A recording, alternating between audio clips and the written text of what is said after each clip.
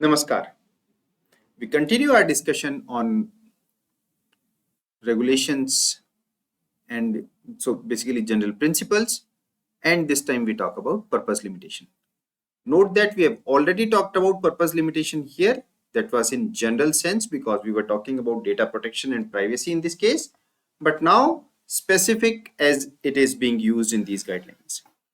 So AI systems shall be deployed and used solely for the specific purposes for which they have been approved by the appropriate authority.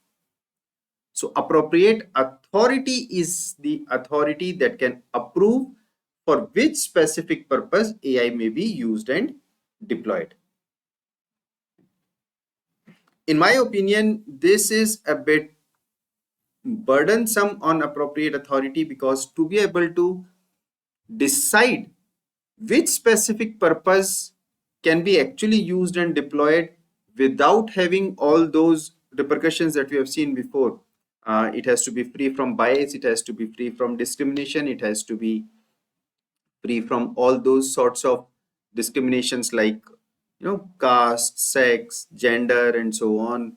So it's a very daunting task for appropriate authority to be able to decide that.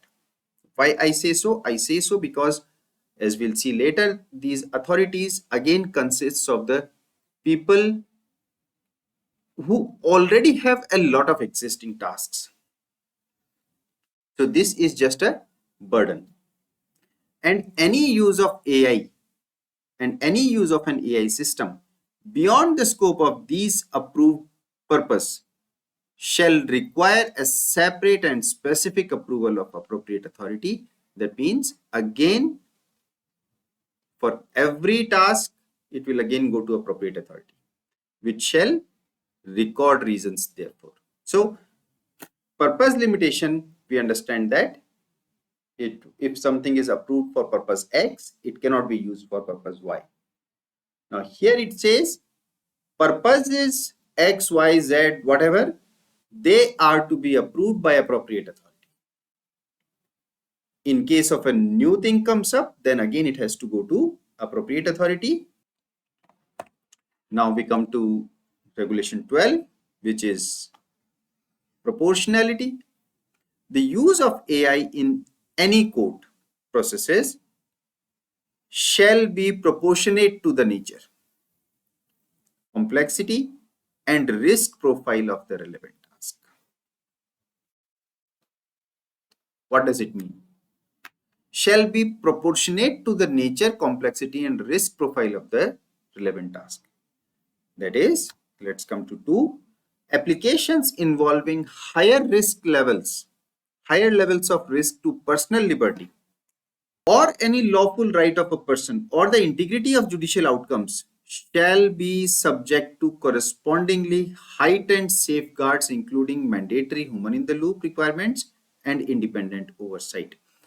As I've said this a couple of times, I very much like the use of such phrases, heightened safeguards, because this does not put an absolute burden on anyone. This looks at things with a very broad mindset, right? When we say it shall be subject, so as I've discussed before, use of such phrases like heightened safeguards, right? This presents a bar which is comparable. So we can see that, okay, whether enough due diligence was done or not. So there is no blanket ban on something, right? Including mandatory human-in-the-loop requirements and independent oversight. So the idea here is, if the risk is higher, then the use of AI in the code process should be maybe lower. If there is no risk per se, then AI can be used more. But if there is a more risk of certain nature, then in that case, AI has to be used less, so to say. Okay. So the proportionality here means that uh, depending on the nature of the task, complexity, risk profile, we have to decide how much of AI should be used, which kind of AI should be used, whether used or not, and so on. That requires a good amount of AI literacy. Now, 13th regulation, it talks about inclusivity and accessibility. So AI systems deployed in courts shall be designed and operated to promote inclusivity and expand equitable access to justice.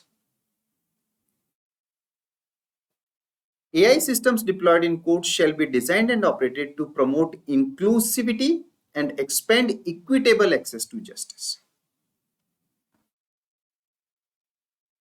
Right? That is, the specific attention shall be given to ensuring that the deployment of AI does not create or widen digital divides, and that benefits of AI assisted judicial services are extended fairly to all stakeholders, including those from rural, economically disadvantaged, or linguistically diverse communities. Now, again, while the principle here mentioned is very positive, but the impacts of AI are actually known to create digital divides. So when Supreme Court says shall be given, that does not create or widen digital divides. But the research says AI is known to create such divides. So I think there's a kind of dichotomy here, there's a kind of contradiction here. What Supreme Court wants and what the existing, so there's a principle that we want because that principle is very pure and good. But then the underlying ground research says something else. Having both in the same line is probably controversial in my opinion. So I don't think this should be written this way. Okay, as I've said before, such uses heightened safeguards to the maximum possible extent. These are good uses when we are talking about AI regulations, because otherwise we can simply say no to AI. If we really want to integrate them, then some leverage has to be given. I'm not saying we should compromise on liberties and so on. We should not, of course not. But I'm saying the use of language should be such that there is no absolute accountability on one person. That will defeat the purpose of these guidelines. I think with this, I'll stop for this video and I'll see you in the next video. Thank you.